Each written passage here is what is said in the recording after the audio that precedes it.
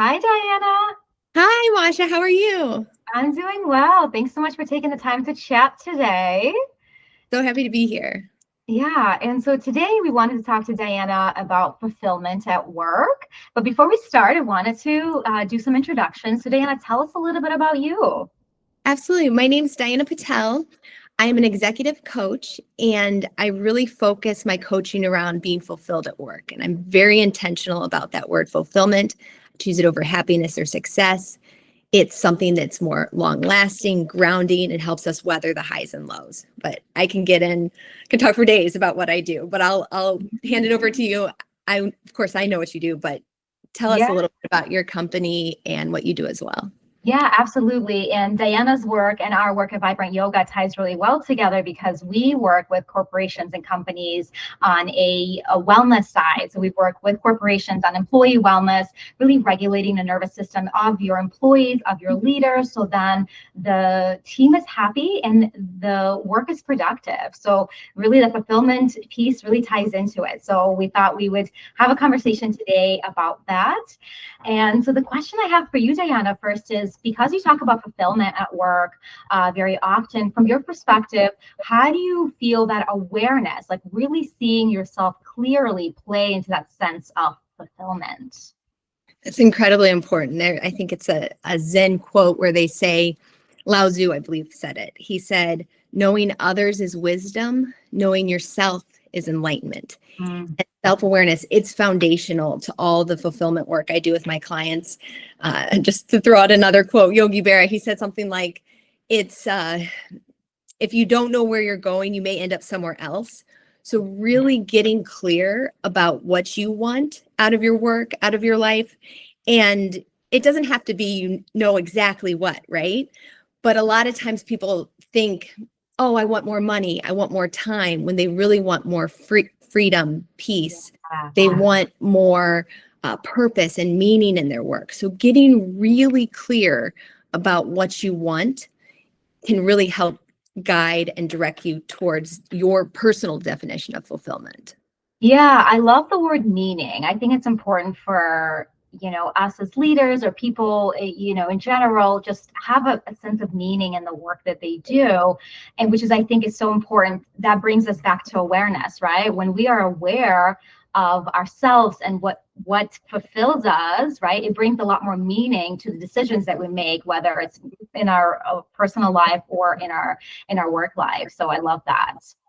Awesome. Okay. Another question I had for you was when you think about fulfillment and leadership, because you work mostly in the leadership capacity, how can people recognize it? Like, how do they know that I am fulfilled?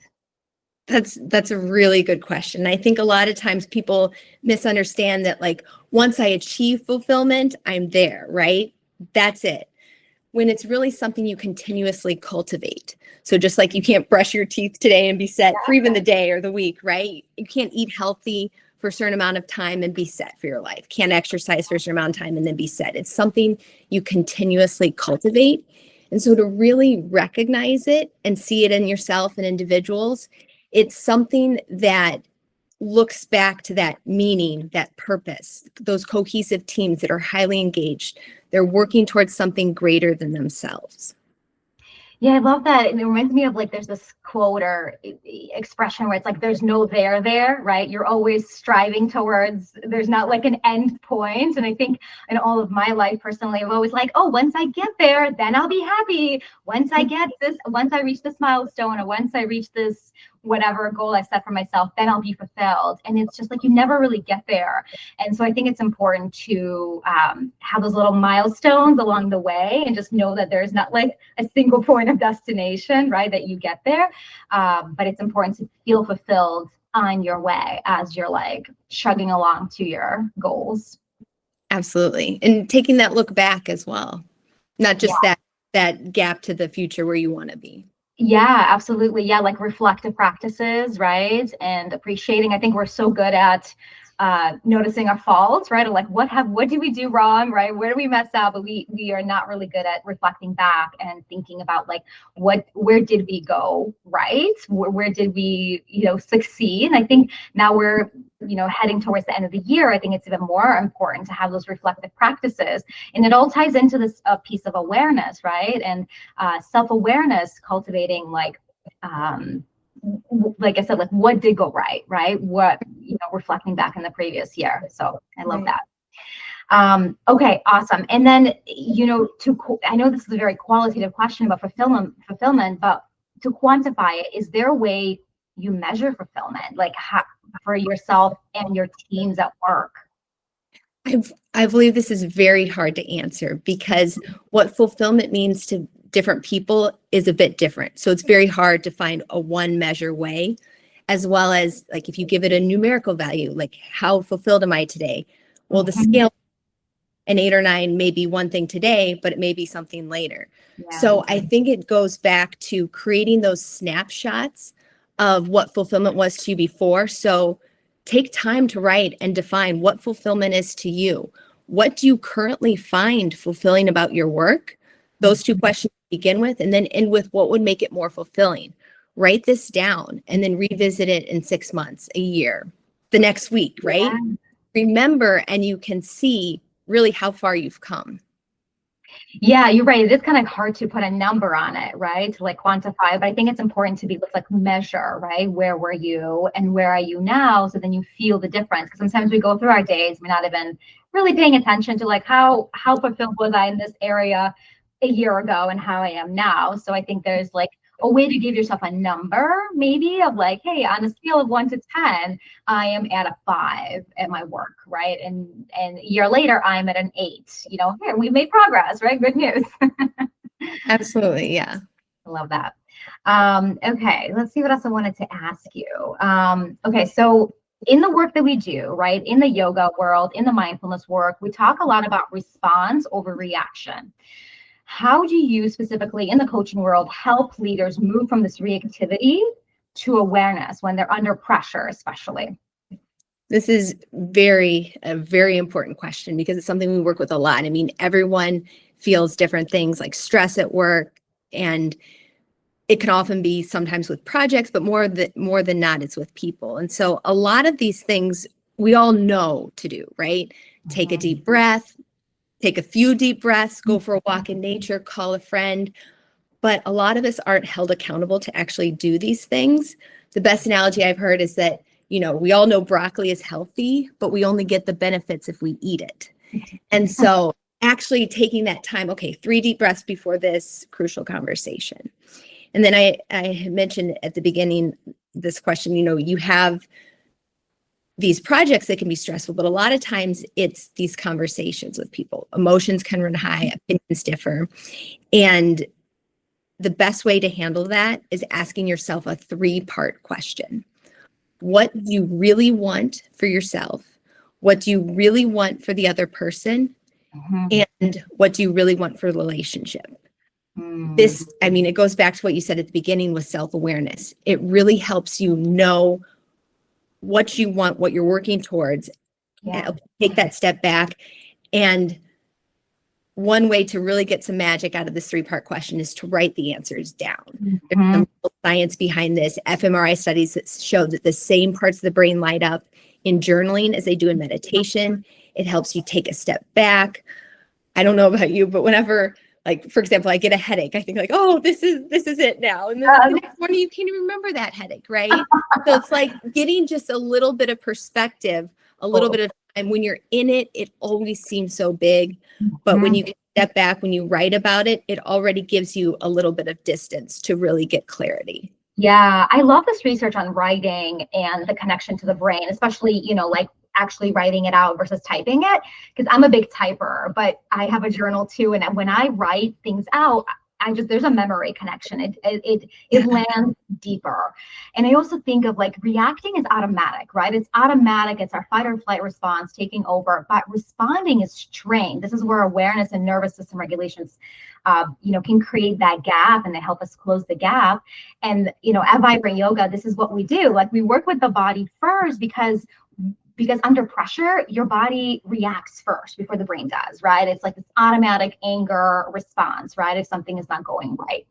So in yoga, at vibrant yoga, like a few conscious breaths or like a few grounding movements can already shift the nervous system from that reactive mode that we're so, used to that receptive, more responsive mode. So yeah, I just, I love this work, and like it's kind of similar to what you do. Like we teach and train leaders to notice these early signs of reactivity, like the shallow breath, right? You become like, the anger shows up, tension in the jaw, maybe like racing thoughts, and then use those cues to pause, right? To take a few breaths. And that pause is everything, right? The pause is like where the awareness lives.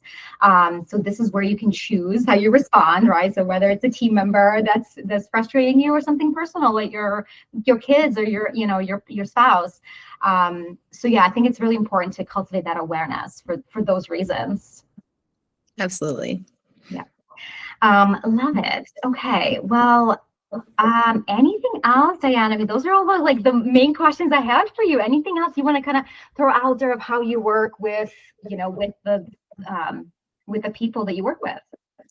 Yeah, well, I think you hit the nail on the head with beginning with self-awareness. That's where it all begins, having that clarity. And sometimes you really need that sounding board for that. Yeah. It's, you can get some clarity from a book, a conference, but having that accountability, that personalized attention, I think is very useful. Definitely. And I think it's a support too, right? There's another person in the other hand that's holding your hand, right? Whether it's physical or metaphorical, right? They're holding space for you to process, to come up with their own resolutions, solutions, reflections. Like you said, be a sounding board, which is great. And so and on our end, it's more, more of embodying somatic experience that we offer to people. Same thing, it's supportive, but it's just in a little bit of a different lens. And I think the coaching, the executive coaching and the yoga together, they just go so well for self awareness, for self-improvement. So I love our work. And to both of us, I mean, we're able to help people workshop some of these difficult situations outside of those difficult situations. So your muscle memory is there, like mentally and physically, for when those arise. Absolutely. Exactly. Yeah, it's like training the mind, right, for when it does happen. Because I think it's much harder to respond when you're in it, right? You're like, I'm in the depth of it. I feel this anger. I feel this, frustration. How do I use my tools that I've learned with Diana or in yoga to get myself back into regulation? So and there's one more thing too. I was watching a documentary. It's actually Maria Talchi. She's a famous ballerina, and she described, I mean, you see these ballerinas are just gorgeous. They do these dances, and you think, look how smooth this is. It's beautiful. And in this documentary, she mentioned something like, all of us are always pushing through some sort of discomfort. Maybe it's not the worst injury ever, but you think even the most 100% beautiful dances, they have some sort of discomfort, mental, emotional, physical, that they're pushing through. And I thought it was just such a great metaphor for life and this fulfillment work. We think like you said at the beginning, we think once this is done, then I'll be happy, then I'll be fulfilled, then I'll be successful, right? But it's really the dance, right? It's going through that discomfort. And I think that's another misconception about fulfillment, that you won't have those challenges, right?